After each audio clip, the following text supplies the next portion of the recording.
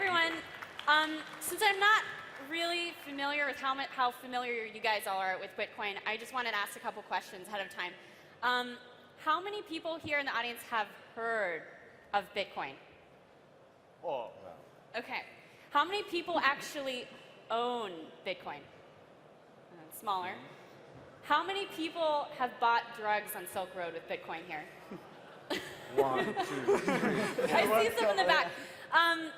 Okay, so over the last year, Bitcoin, the math-based currency, has appeared not only on our radar at TechCrunch, but also on the radar of every interesting or major Valley VC investor and abroad. And so we're here today to discuss the future of this currency. Is it going to be, a speculative asset class as it kind of is right now? Is it going to be a new medium of exchange on the internet that has substantially lower transaction costs? Or is it going to be, as the title of this panel kind of ridiculously proposes, the new euro? So we're here with two investors and Nate Kodrich, who is the operator of the world's second largest Bitcoin exchange behind Mt. Gox. They do about $2 to $3 million in transaction in volume per day. We have Shaq, who after your previous career was being like Spotify's fixer, you're now a prolific Bitcoin investor. Yeah. And the operator of CoinDesk, which is a news site all about Bitcoin. And we have Michael Jackson, who is very interested in Bitcoin, but you haven't made a bet quite yet. Correct. So I kind of want to open up with the two of you to explain to the larger audience here, what is the investing opportunity here? What do you see Bitcoin being? Do you want to go first and kind of explain? So, in my opinion, you've got Bitcoin, you've got digital currency. I'm a believer in digital currency, and Bitcoin just happens to be the one with the most traction, and who knows whether it's the one that's going to win. But if we look at technology and disruptive technology and removing friction, which is what all investors are trying to do, invest in companies which remove friction, why is it that in 2013 I can send you a text message, a picture, an audio file, a music file, whatever, video in 2 seconds, but if I need to pay you $18 for a pizza, it may take 3 weeks, and banks could charge me $28. So look at it from that aspect, and then I put Bitcoin into the realm of money over IP. That's how I look at it. A lot of people look at it differently.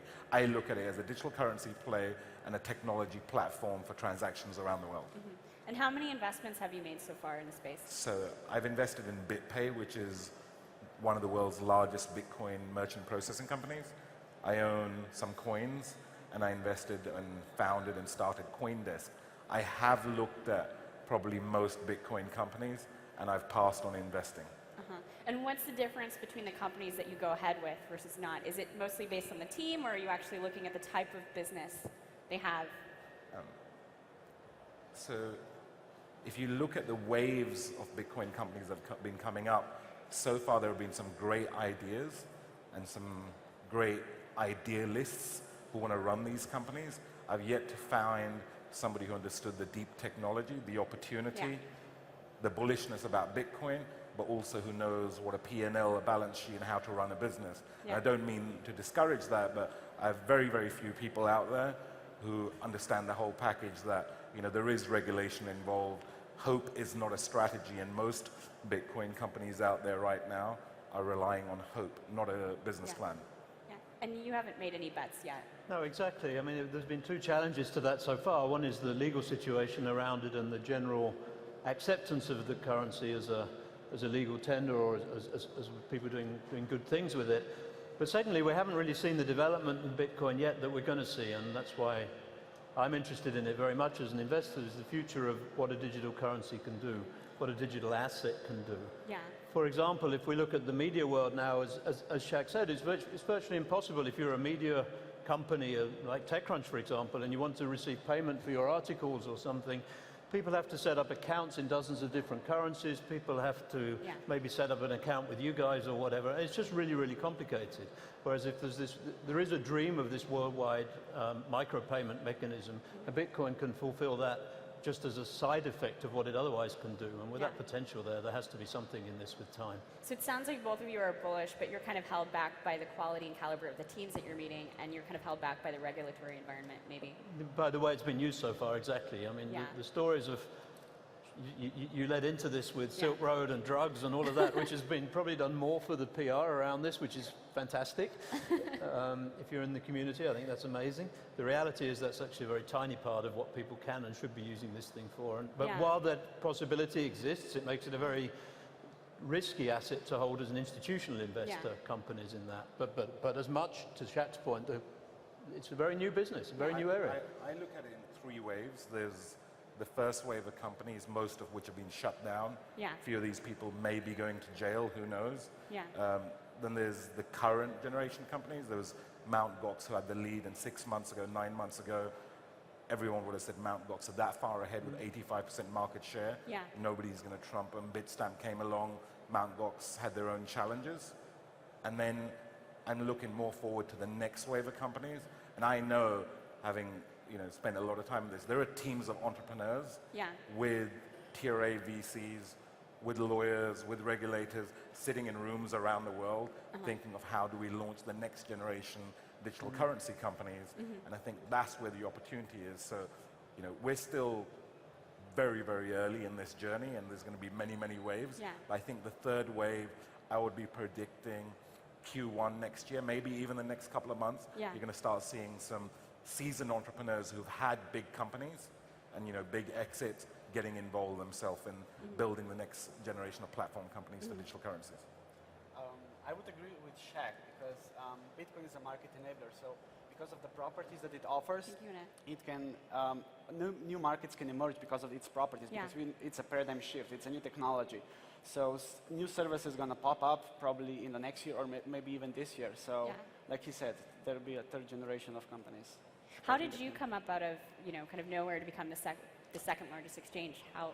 Well, back when I started, it was year 2011, and it was a bit hard to buy Bitcoin. So you would have to wire your money to Japan. Yeah. You would have to wait several days, and there was only one large exchange with the liquidity. Yeah. So Damien and I, who is a current co-founder and CTO, we ended up launching our own exchange back in August 2011, and we grew to be second largest in the world currently.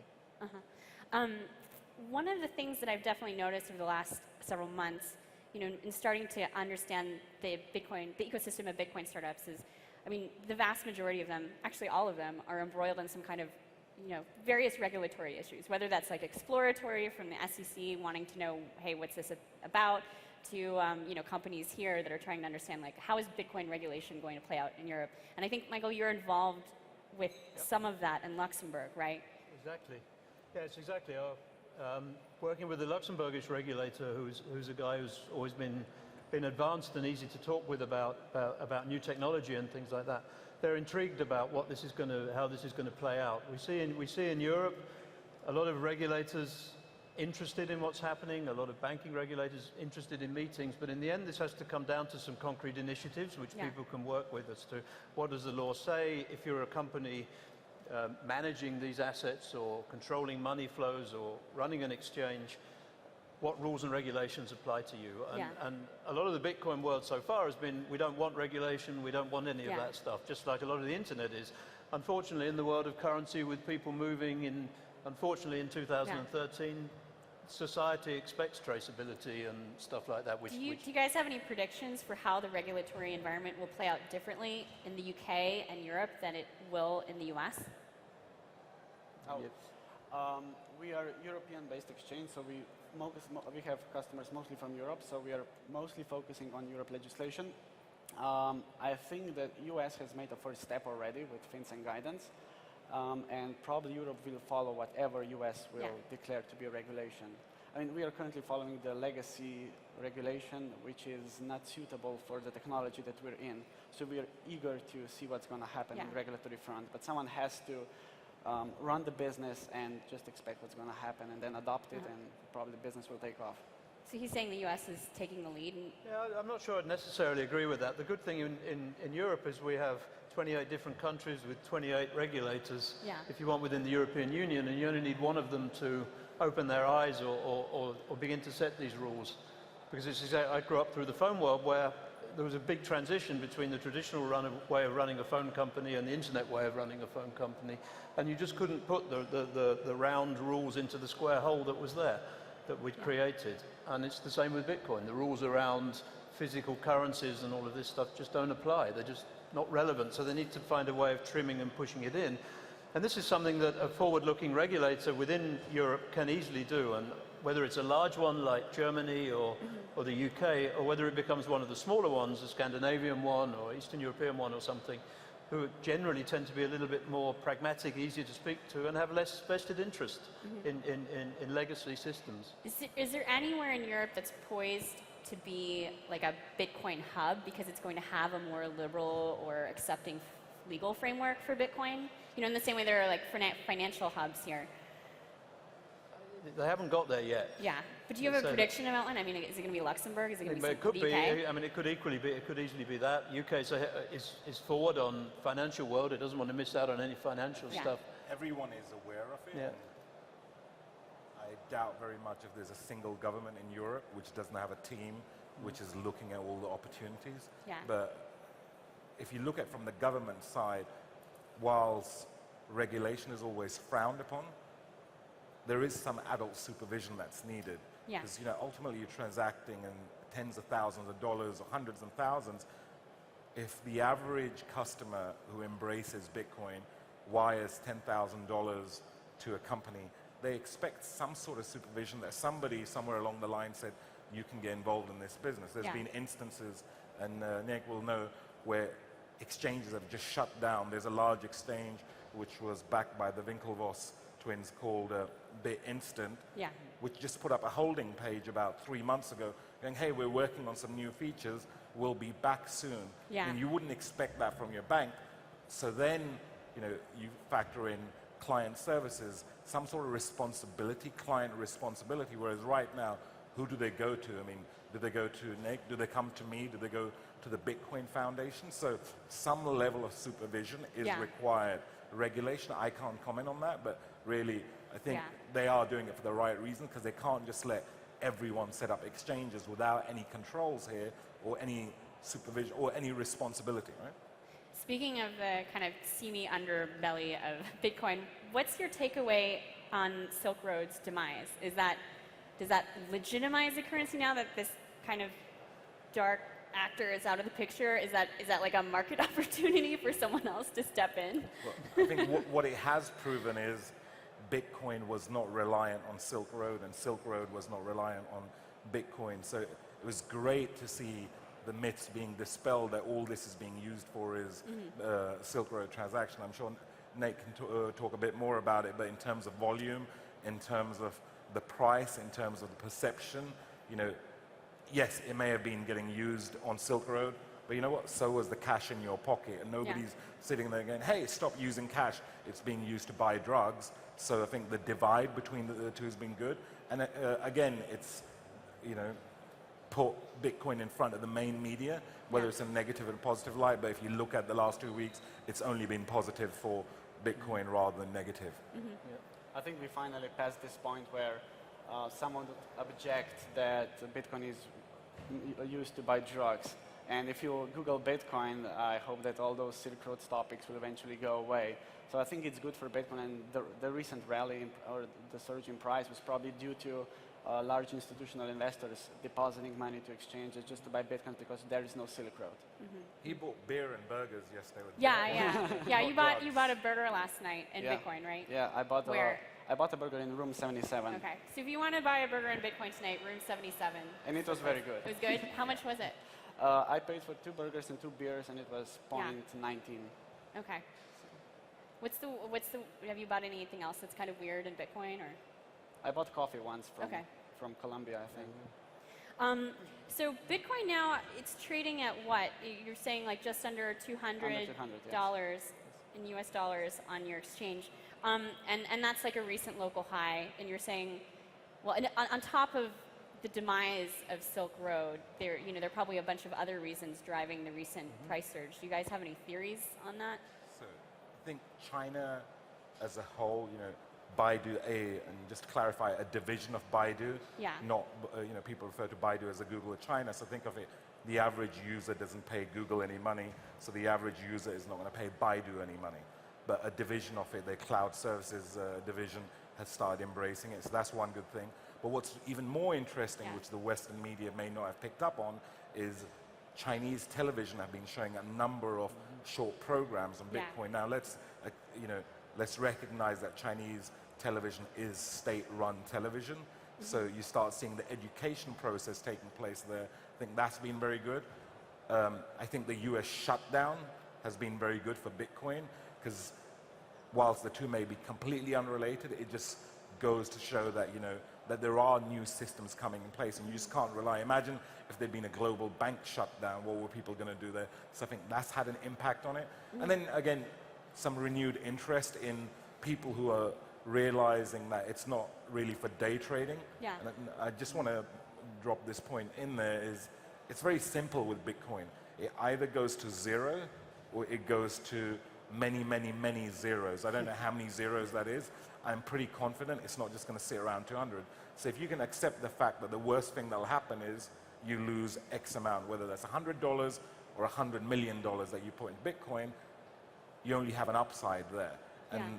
I think people who are starting to embrace it, you're getting some of the large family offices, some of the large hedge funds have got huge positions. They're not going to talk about it publicly, but if you're a large fund and you've got 500 million or 5 billion in that fund, putting $1 million in Bitcoin is not the most stupidest thing that you can do, because the upside potential is so huge, and you've probably made your money by taking some form of risks, and those risks were probably likely far higher than investing in Bitcoin. That's my opinion. Yeah. I'd love to hear Michael's opinion on that topic. Yeah, so as a fund, a venture capital fund such as ours doesn't do currency trading or Yeah. speculative trading, which is really what this is. I have a bit of an opposite view, not that it won't go up or will go. If it goes to zero, it goes to zero. But the functionality of a digital currency we can use across the net relies a little bit on stability.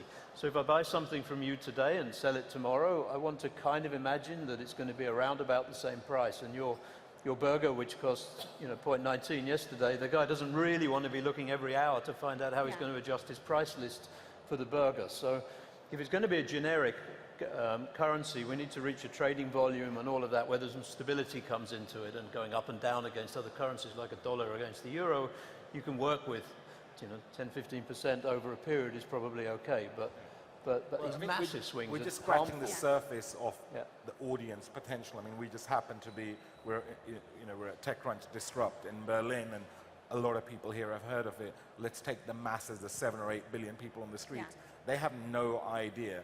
And if you then look at developing nations in Africa, where they went from no money as such to embracing M-Pesa, which is sending money on the mobile phones, Yeah, but it's not sort on their of an smartphones. anomaly, because there was one carrier that held disproportionate market Yeah. share there.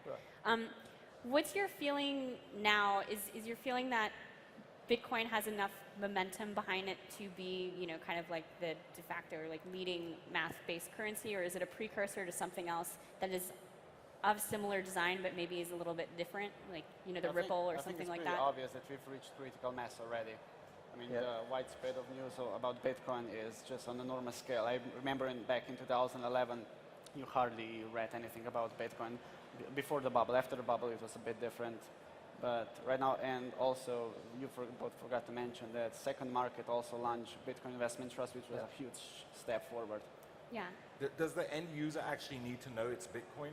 They need a mechanism, so it could be a unit of X. Yeah. The fact that the platform and technology being used is Bitcoin, to me, feels irrelevant to the end user. All they want to do is be able to pick up their phone and send you the $18 or whatever that they owe you, and know that it's going to arrive to you instantaneously, without Western Union taking 30% share for transacting that money. I think that's what the end user expects, and technology will get us to a stage where maybe Bitcoin becomes an invisible mechanism in the background. Are there any patterns that you're seeing to how it's being adopted? Because right now it seems a bit random. It's like this Baidu division starts accepting it, and then there's a hamburger place that you can, Sorry?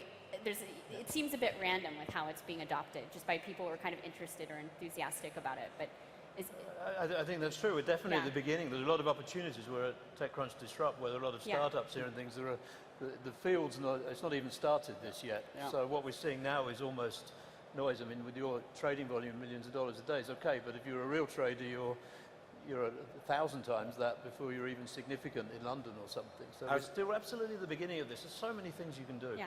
As is always the case, and if you look back over the last 10 or 15 years, there are two industries nobody likes talking about.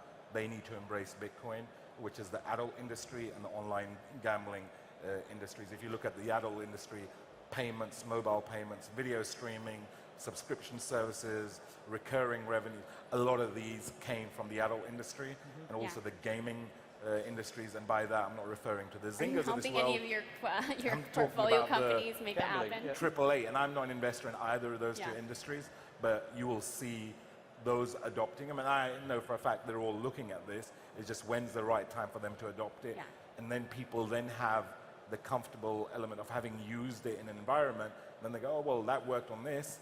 You know, I managed to gamble online or do some transactions with it. Why can't I use it to buy a book at Amazon? I think that's where you'll see a shift.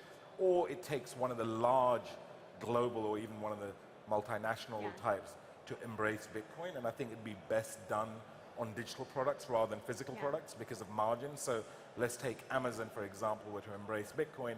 Say, well, if you pay with Bitcoin, you get a discount on the ebook because there are no third-party transaction fees. I think it needs a moment, a tipping point like that before we go to the next level. What's preventing large players like Amazon from adopting or accepting it? I mean, is it primarily the regulatory concern right now? I think a number of things. Regulatory is one. Two, you know, there's Bitstamp and there's a couple of other exchanges which are trading right now, but put yourself in the shoes of a CFO or a chief compliance officer at a large publicly listed multi-billion-dollar company.